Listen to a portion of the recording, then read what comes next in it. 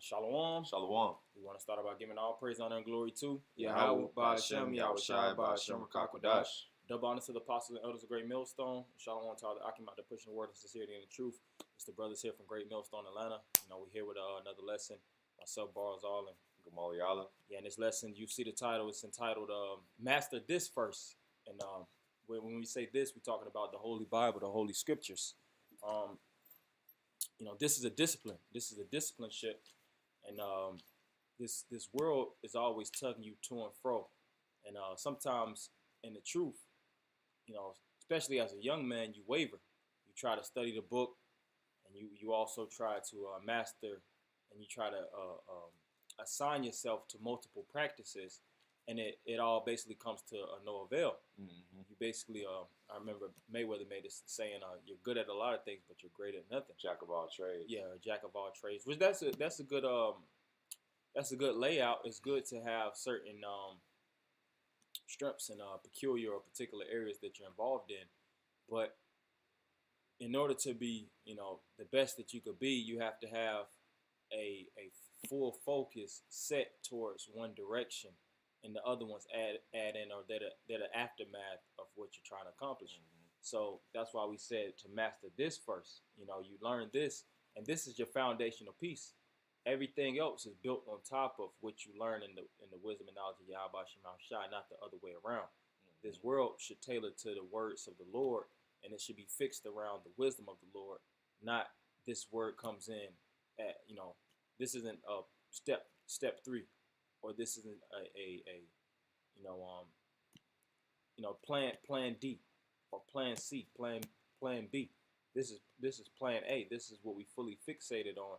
And like I said earlier, everything itself revolves around this.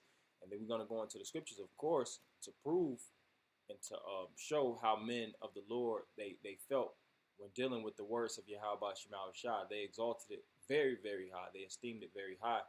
And everything else was basically secondary. It was secondary. Mm-hmm. So this was primary. All right, so we'll get some scriptures. This is Revelation 1 and 3.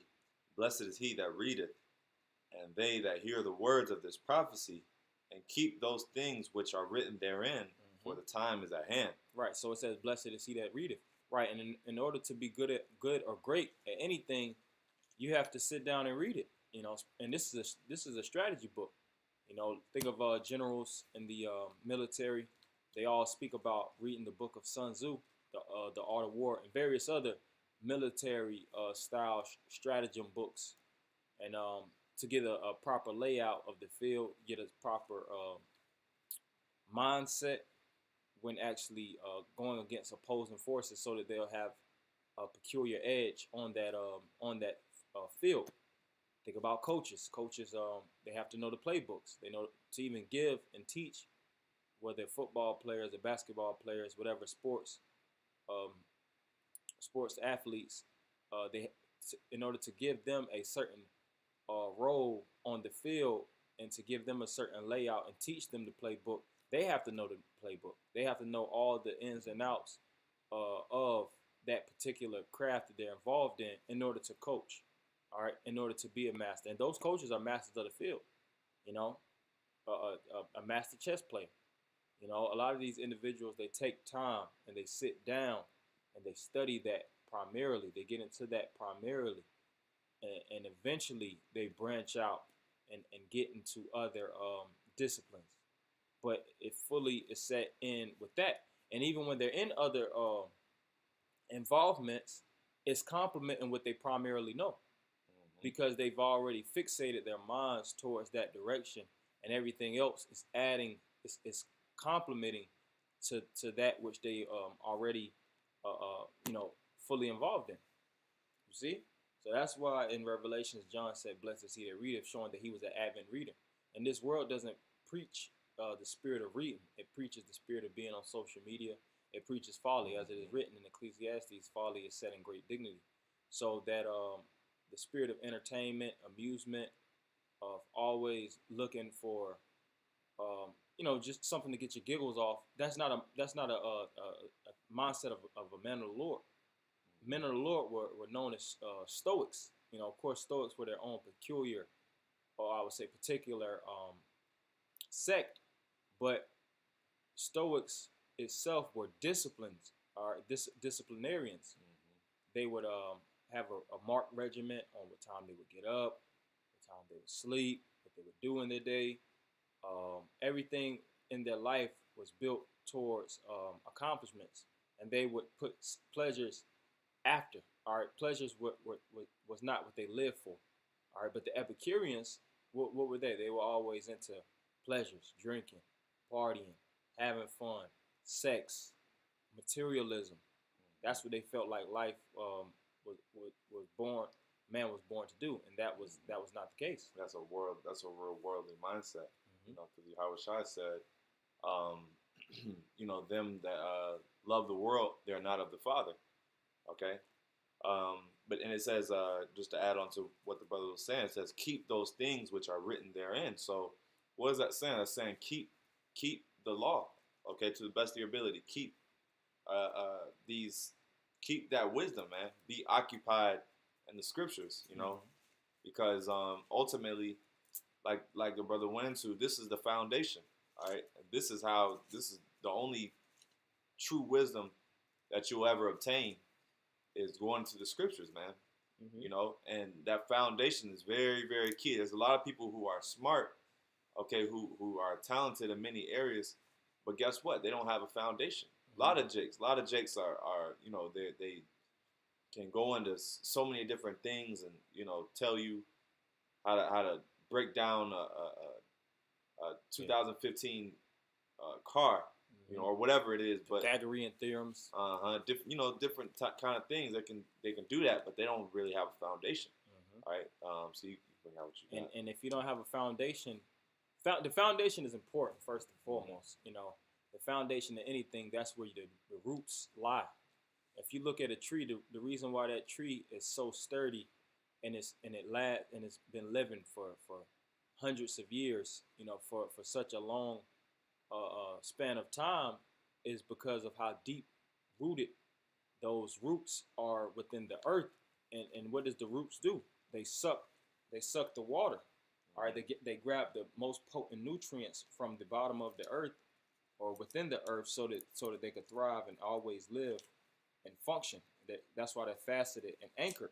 And if you chop a tree down, you know, or uproot a tree is basically dead. You see, but it's hard. It's extremely hard to uproot. You know, even dealing with gardening, if you're trying to uproot weeds, uproot certain things, that is very sturdy. All right. So you have to be very sturdy as a plant. The scriptures refer to us as plants. And I got this in Psalms 1:1. Psalms 1:1. Blessed is the man that walketh not in the counsel of the ungodly, nor standeth in the way of sinners, nor sitteth in the seat of the scornful. But you got it. Yeah, because you know, it says, blessed is he that doesn't sit in the way of the sinners. You know, and you know, this is how we stay away from that, man. Because hey, if you spark up, if you're into the Bible, you're not really gonna have a lot of friends, you know, because no one's gonna want to talk about, if you're interested in the Bible, this is what you're interested in.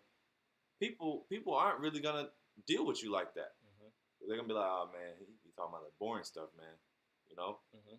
And this isn't a thing that's trending of the world. All right, the fashion of the world, like we said earlier, it revolves around BS. All right, whether you know, shopping, clothes, and that's essential things that you're gonna do in life anyways. You don't have to have deep meditations on shopping, you know. But what does the masses of the people do? They're always online looking for the newest clothes. They're always trying to update because what? They have a void within inside. Yeah. And they always wanted to stay and keep up with the Joneses, which that's not the mindset, like I said, a man of the Lord should have. All right, this truth is about building a nation. All right, it's about growth. It's about embodying the spirit of Yahweh Shema Rashad to the best of your ability. And in order to be involved fully in this, you have to detach. All right, just like we said with attachments, you know, if you're rooted, then you're detached from something. In order to attach to something, then you have to be detached from something. You see? So continuing on. But his delight is in the law of the Lord, and in his law doth he meditate day and night. And just like I was saying about the detachment, that's why you can't master it. You can't be into any and every goddamn thing. You got to have a cutoff. You got to be like, all right, it seems interesting, but I ain't really into it like that because you have something that you're already in love with. The scriptures refer to it.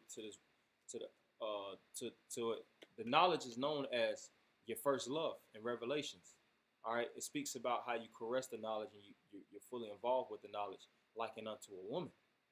Like me and the brother was talking just earlier, and we were talking about like video games and things of that nature. And we're like, it was fun back in the day, but really don't have the time for it.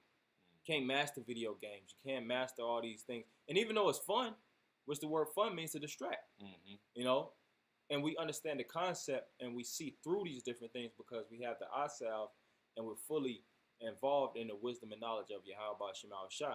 So you see past things like that. And we see past it because ultimately, what does it profit? Mm-hmm. All right, so yeah, you gamed, played the game for 3/4 out of the day. Now, what do you gain out of that? You cut the game off, and then what? Mm-hmm. What have you now added to yourself? Nothing.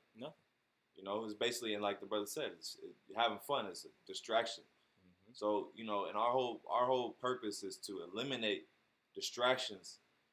There's a saying, starve your distractions and feed your focus. Mm-hmm. And this has to be our focus. We have to constantly feed into this because this is profitable. Mm-hmm. The scriptures say, 2 Timothy, it says it's profitable for correction, reproof, instruction in righteousness. So this is if you read for 3 to 4 hours as opposed to playing a game for 3 hours, if you read the scriptures, you're gonna come out with way more understanding and wisdom than if you do anything else in the world. That's right, because you have things in the world that you involve yourself in, and some are profitable and some are vain and unprofitable. And as a prophet, as a man of the Lord, and in your tour, your journey to the kingdom of heaven, you want to pick up relics of value. Like you play certain video games. This is a video game. Even these different concepts that people are really in, even when you look at it from a spiritual standpoint of view, this is a movie. Instead of watching all this entertainment, this is entertaining. Which the word entertain is to tame within. Like retainment.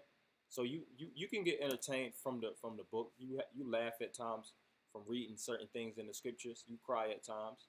You have the it's drama, it's action, it's all these things contained within the Bible. And like we said, we're not saying to just be a monk, just be cooped up in a room and just read all day. But this should be your primary source of focus. And like I said, everything else, that's the aftermath.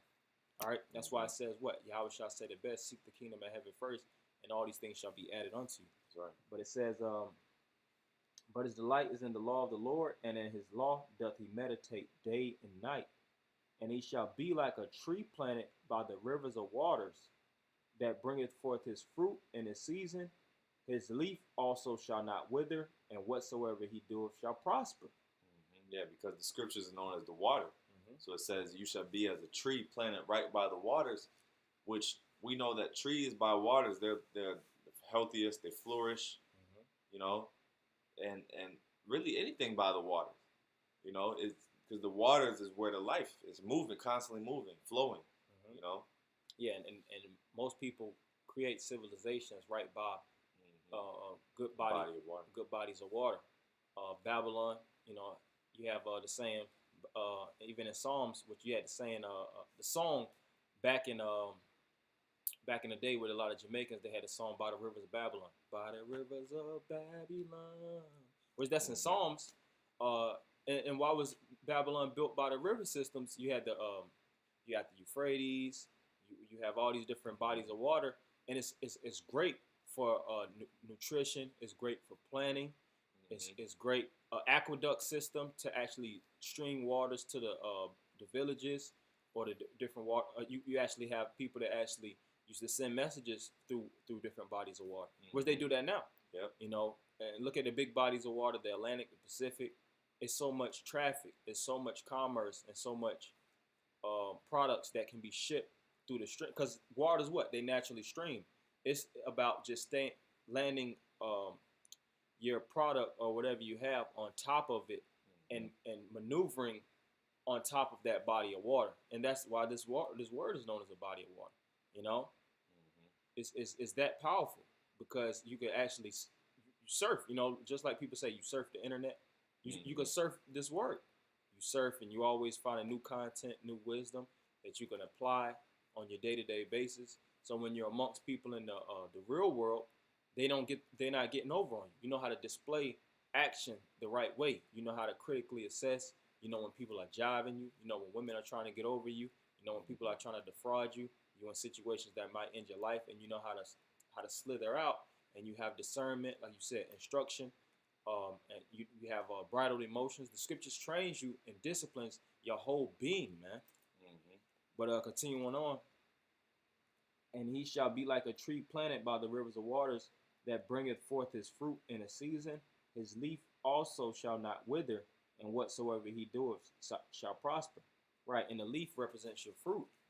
All right, and you know, you don't want to be a fruitless tree. Yahweh shall curse the fruitless tree, and that fruitless tree wasn't reaping the increase. So every day in your day to day, like the brothers, the captain was just not saying, every day you should be looking, how can I move up the ladder? You know, that debased, complacent mindset that gets you nowhere, and always just jumping. You know, that's what women do. A woman wants to be an actress Monday. The next day she wants to be a holistic doctor. You know, Wednesday sets in. You know, she always has. She wants to work. She wants to own a nail salon. By Friday, she wants to be a goddamn judge. And then Saturday hits, she wants to be an Instagram model. Like, what the hell? The saying is capricious and fickle. You know, it's also a saying a woman is a fickle and changeable thing. The scriptures refer to us as men. And as men, you have to be faceted and know what you want in life. Know what your direction you want to push towards. And don't let nothing distract or take you off track from that which you are your mind is geared towards. Fixated. That's right. You have something. Yeah, I got something, but you can finish. Was that it? That was it. It's 2 Timothy 2:15. Study to show thyself approved unto the Most High, a workman that needed not be ashamed, rightly dividing the word of truth. Yeah, so study to show yourself approved. All right, and you know, this is something that we have to basically show that if you're gonna if you're into anything, it's gonna show how much you've been practicing or how much you have put into that particular craft. You know, so you know, study to show yourself approved. You know, just like if you're an expert in whatever, you'll be able to tell. You'll be able to have a conversation with someone. You'll use certain terms, like oh yeah, you know this, you know, especially if you know you're in the cars, you're gonna go above the average person's head, you know. And the same thing, we gotta be in the scriptures. We gotta really. The scriptures say you have an unction from the Father, and you know all things. You know all things. So we have to know when it comes to this Bible. Like even Apostle Har says it all the time. When it comes to this Bible, man, we gotta know. We gotta know it. You know, you gotta know it, man, front to back. This is our book, and there shouldn't be nobody that should be able to confound you. That's why the scripture says that I will give you mouth that neither your adversaries will be not able to gainsay or resist. And it comes by way of studying. And studying and reading are two different things. Reading is the sitting down and the absorption, I would say, of the content that's already written. All right, learning as you scan through, so to speak. Studying is a whole nother concept. You're going through the different words. You're linking up these different precepts. You're going in the back of the book. You're going to the front of the book. You're linking the back and the front of the book together. You're seeing the connections and how the maze and all these things come together. You're going outside of the book, looking at maps. You're looking at the history. You're looking at timelines. You're looking at archaeology to prove and confirm certain points of the book. You're looking at points of debunking individuals and what they believe according to the book. That's a whole nother rhythm of spirit. You want to say something? Yeah, I was gonna say, because the scriptures say I can't remember what precept it is, but it compares the scriptures to a woman's breast, Oh yeah, her Proverbs. bosom. Mhm. But yeah, studying is like, hey, you getting into, just like, compared to a woman, you really getting into her, man. You know. Mhm. Yeah, and it says, and what the scripture is talking about, it says, "Let her breasts satisfy thee at all times." Mm-hmm. You know, and Jake loves women, man. You get you a nice woman, or you be seeing these Instagram models. You know, Jake. You know how Jake be, man. You be online and you be seeing Jake be nasty. Jake be nasty. You see something you like, and if you it's something you like, you be want to be all over it, man. And some Jakes be nasty. They be want to lick the toes. You know, Jake be having them fetishes. Well, you really supposed to be in a word like that, man. Mm-hmm. Because this is what it profits you at the end of the day. A woman can leave you. A woman can play you. A woman can deceive you. A woman can beguile you and take your children. Yep. This word can't. It will never do that. It's known as pure, holy. All right, not given to maliciousness. This feeds you. This what helps and nourishes you. When you down and out, you got the scriptures you can meditate on. You see, and even when objects of material dematerializes in front of you, this word never goes away, man. It can always build you up. It can always wipe the tears from your face, so to speak. It can always climb you up from the debase and the low position that you're at. But you have to trust in it. If you trust in it, you have to read it. You have to believe it. You have to master it. You see? You got that? Yeah, I got it. Proverbs 5:19. Let her be as a loving hind and pleasant roe. Let her breast satisfy thee at all times, and be thou ravished always with her love. Mm-hmm. Yeah, hey, so you got to, just like the brother said, how Jake be into these women, we got to be into these scriptures the same way. Just like how you said, with studying, you flip the, go here, go there, precept upon precept. You got to really get into this thing, just like you would a woman. With a woman, you ask her all types of questions. When it comes to sexual, you basically appreciating every part of her body. And the same thing with this. You got to appreciate the whole. Let the woman's breast satisfy. Let this scripture satisfy us, man. That's right. And that's why, like you said, it's known as even Sophia, which is wisdom. And like I said, if you depart from her, it tells you that in Sirach, and she will basically go from you, and she'll bring you to your ruin. And you don't want to be that individual that's playing this woman. You give her minimal time. I remember Martin, he had a stand up back in the day, Run Tell That. And he was like, the girl was she was basically committed adultery, but she was she was talking to him, and he was always had to chill with his boys.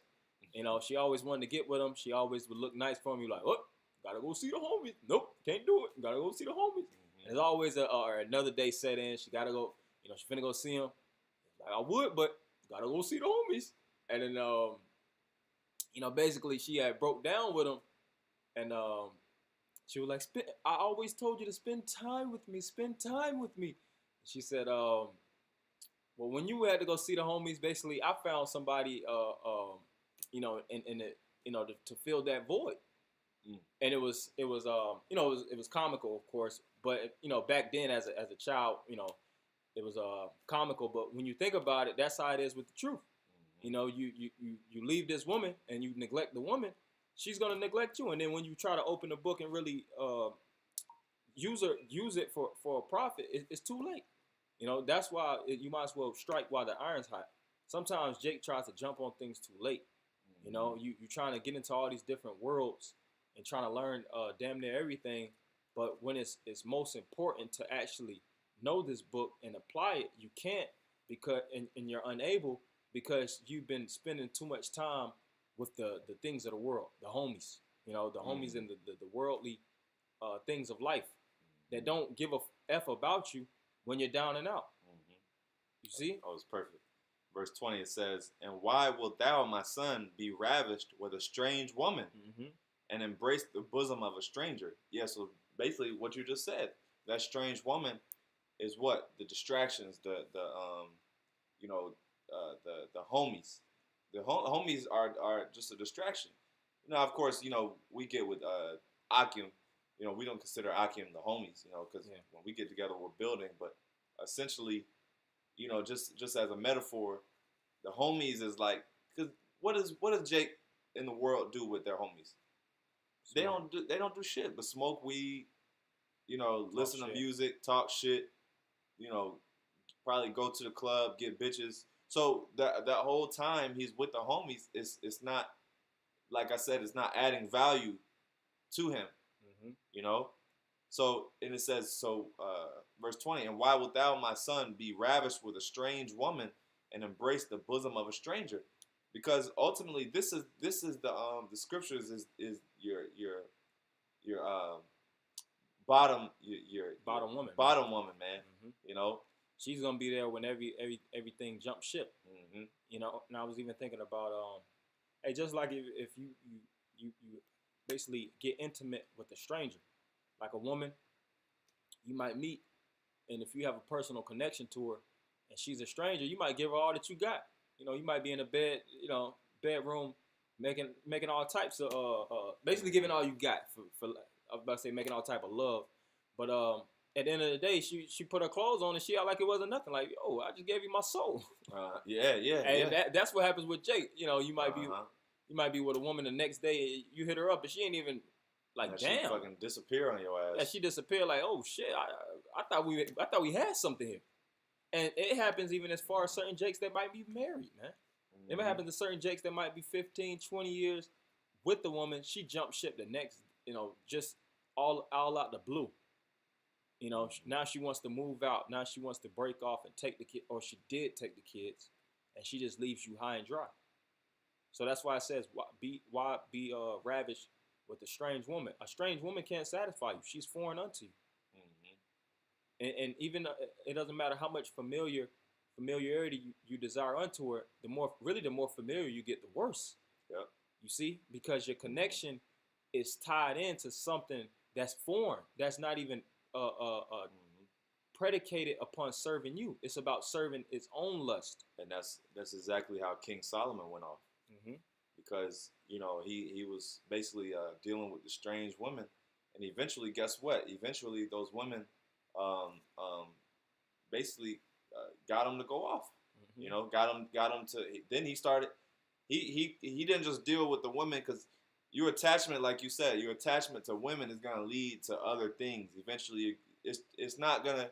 You're not just gonna go turn back. If your woman goes to church, you might not just go straight going to church, but it's gonna be step by step, little by little, and then eventually you are gonna basically submit to her way, or compromise with her ways to some degree. That's right.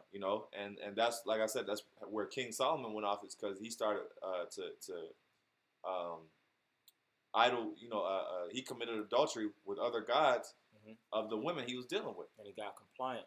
He got as the word conform, which the word conform means to with form. And even when you're infusing sexually with a woman, you're getting intimate, and you're always having relationships, and that's allegorically going into the world, or really with women, you start to morph.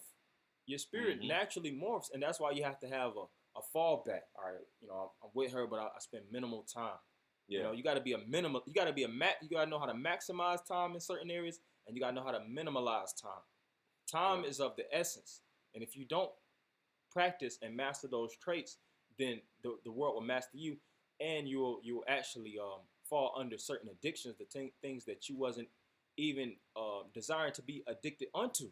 Yeah. You see, because you've been putting your hands in the cookie jar little by little, not knowing that touching that it's actually having a connection, or it's actually making overtaking you. The word addiction means to be given over onto. So you had something? If not, nah, that was it. We could close out. Yeah, I'll get this in Sirach.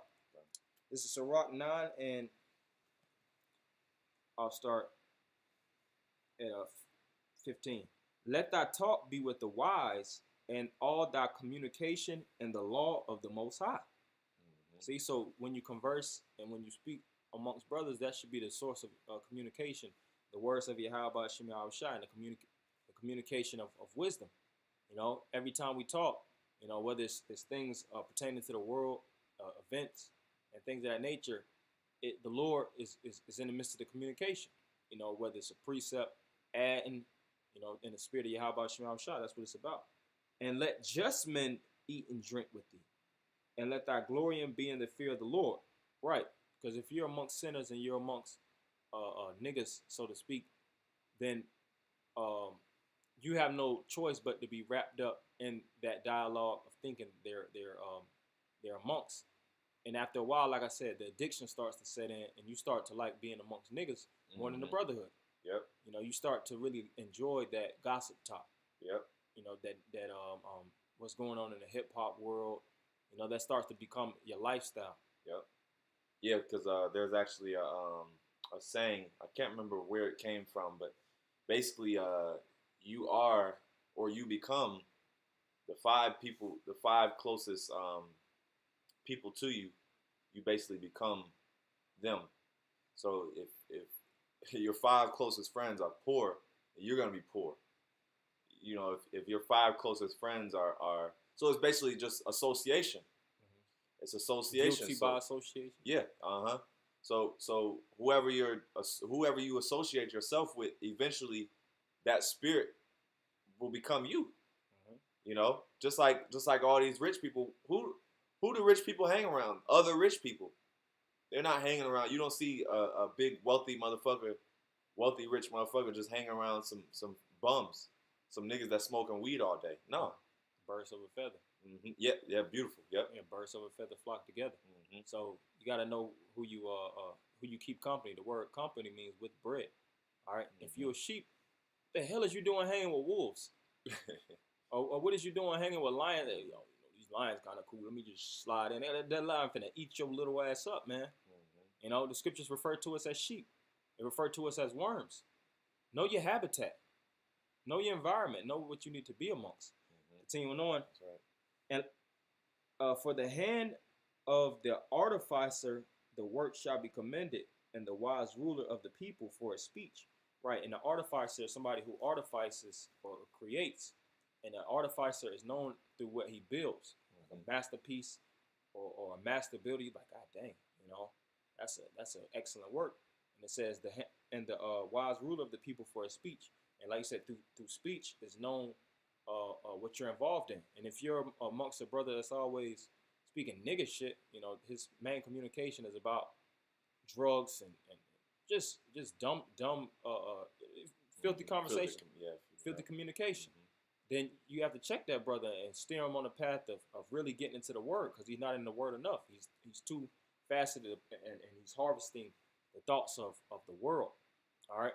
So stay in the spirit of Yahweh Shem Shai. You know, master this word to the best of your ability. Study. Read. You know, and build with the Akim, the brotherhood, the ones that's going to actually edify you. All right, because this is the building. This is the church of Yahweh Shem Shai, and we're trying to build up. You know, so we want to end by giving all praise, honor, and glory to Yahweh Shem Shai, by Shem Kakodash. Double honors to the apostles and elders of Great Millstone. Shalom. Shalom.